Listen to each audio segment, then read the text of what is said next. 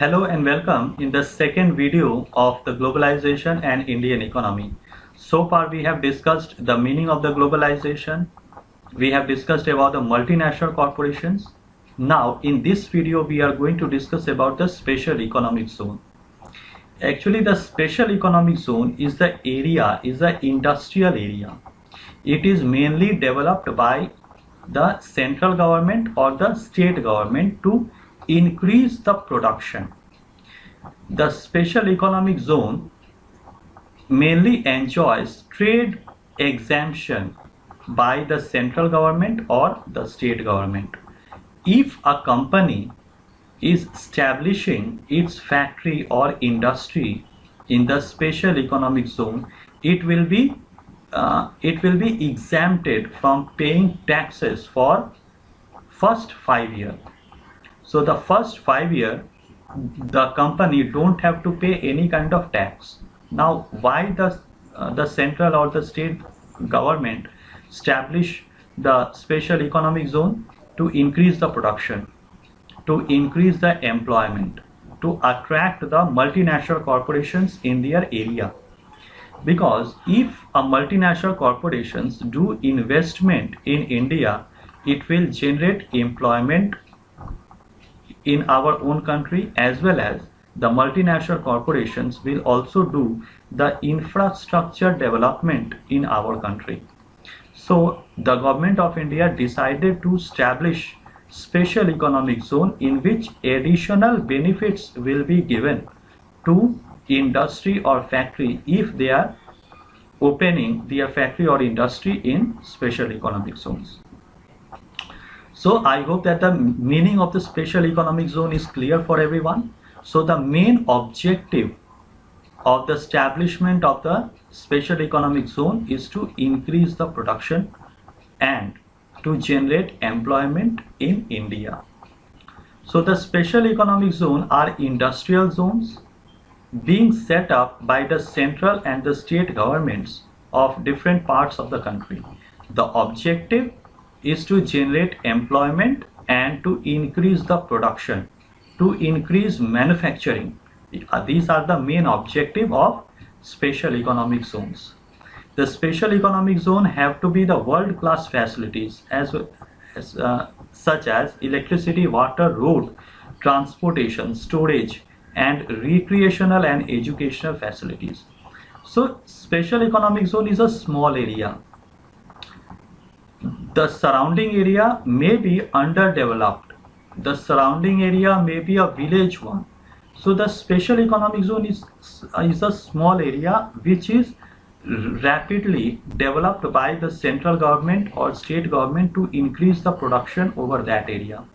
So special economic zone is a very small area which is developed by central government, in which lots of investment happens in the road building and the infrastructure development. So the main objective is to help to attract the foreign company to do investment into India. Now what are the special economic zones in India? So there are main 8 economic zones in India. The Santa Cruz, the Cochin, Kerala, the Cochin in Kerala, Kandla and Surat in Gujarat, Chennai in Tamil Nadu, Visakhapatnam, Falta in West Bengal and Noida in Uttar Pradesh. These are called the 8 functional special economic zones in our country. Along with this, there are several other economic zones, but these are most important one, and that is why I have listed them. So these are the small area which is specially developed by the central and the state government to attract the multinational corporations so that they can do their investment and they can start their factories or industry in these areas.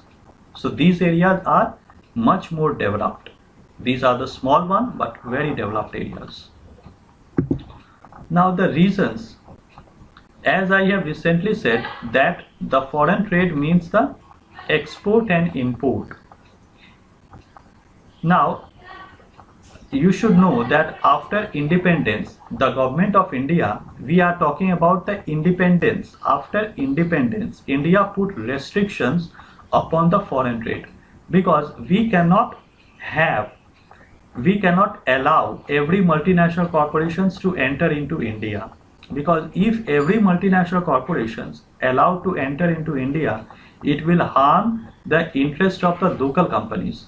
So at the very beginning and after independence, we have adopted a socialist economy, and immediately after independence, we did not allow the multinational corporations to enter into India.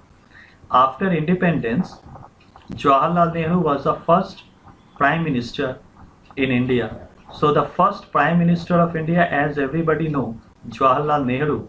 So he did not allow the globalization at the very beginning, because at the very beginning we have to protect the interest of our local producers within the country from the foreign competition. Our country was a very poor country. Now if we allow, being poor, if we allow the multinational corporations, so the multinational corporations will capture our whole market, and our local producers will vanish. The local producer will face problems, and that is why after independence we did not allow the foreign trade. So when we allowed our foreign trade, we allowed our foreign trade in 1991. That is called the era of liberalization. The era of liberalization. So the time of liberalization and the foreign trade we allowed after 1991. So after 1991, we allowed the time of liberalization into India, and that is also called the foreign trade, and that is also called the globalization. Now whenever we talk about the globalization, we will talk about three terms, that is LPG: liberalization, privatization and globalization. Liberalization, privatization and the globalization. So liberalization we will study in our next slides. After some time we will know the meaning of the liberalization. Liberalization means being liberal, being kind, allowing all the companies to enter into India is called the liberalization. Privatization means free from the governmental control.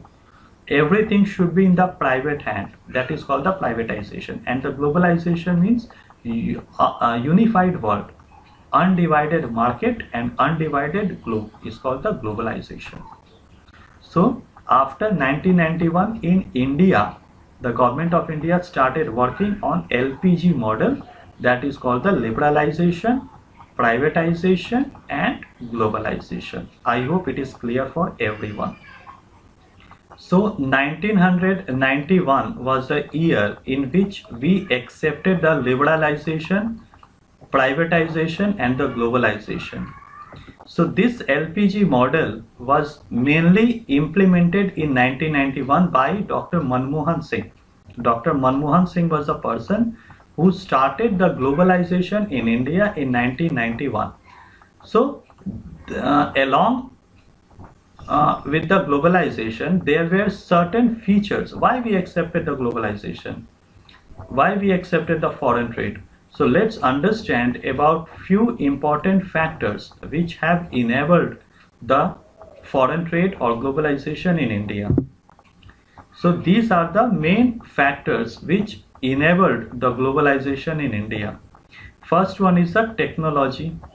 Because of the technology, we have to accept the globalization, because these multinational corporations bring their technological apparatus into India. Because of the globalization, these multinational corporations share their technological knowledge with us. Second one is the multinational corporations. If the globalization is not there, multinational corporations will not be allowed to enter into India, and our country will lack the technology and advancement. Low tariff. Low tariff is also an important which enabled globalization. Low tariff means taxes. If a foreign product is coming into India, it has to pay the tariff. If the tariff is higher, if the tax is higher, then the foreign company will not enter into our country. If we decrease the taxes, only then the multinational corporations will enter into our country. The another one is the improved transportation. Because of the transportation, because of the uh, good and rapid transportation, the globalization is possible. Nowadays, we can travel thousands of the distance in 1 hour. Earlier, it was not possible, and that is why the globalization was also not possible. Nowadays, any good can be transported from one country to another country within minimum time, within 1 hour or 2 hours. Any good can be transported from another country, from one country to the another country. Now another one is the labor mobility. Along with the transport, the labor can also move from one country to another country. And capital mobility. With the help of the IT, information technology and the mobile technology, the capital means the money. The money can also be transferred from one account to another account in a very minimum time. So let's understand about all these factors in a detailed manner. Now technology. So as we have recently discussed that the rapid improvement in the technology has enabled the globalization. Because of the technological advancement, we are related to each other and we are interlinked to each other with the transport system and the IT technology, information technology. So transport has also an important factor which enabled the globalization. Because of the improved transportation system, we can travel a long distance in few hours. We can travel thousands of the kilometer distance into few hours. So transportation has made us easier to connect with a different country. The people of one country can reach another country by crossing thousands of kilometer distance in few hours. So transportation is a important factor which has enabled the globalization. So another one is the information technology. The people of different countries are linked with each other by World Wide Web, with the internet, email, the Facebook and the different social media. So information technology has also played a very important role in spreading their services and enabled the globalization. Now news of one country can be spreaded to another country in few minutes. If any development has happened in America and Britain, we can easily access, we can easily know these things in a shorter time. So information technology has also contributed a great deal which enabled the globalization. The another one is the reduction of the trade barrier. Because of the trade barrier is not there. Trade barrier means the taxes. If the taxes are more, the entry of the goods may not be allowed because of the higher taxes. So reduction in the trade taxes has also allowed the globalization. So I hope that these causes are clear for everyone. Now let's discuss about the liberalization in India. As I have recently said that in 1991, our country, India, started the liberalization. Liberalization means the reduction of trade barrier, the reduction of taxes to enter any good. So any foreign good can be easily entered into India after 1991. Before 1991, our country was not liberalized. But after 1991, our country became a part of the world market. That means any good produced in a foreign country can be easily accessed, can be easily entered into India.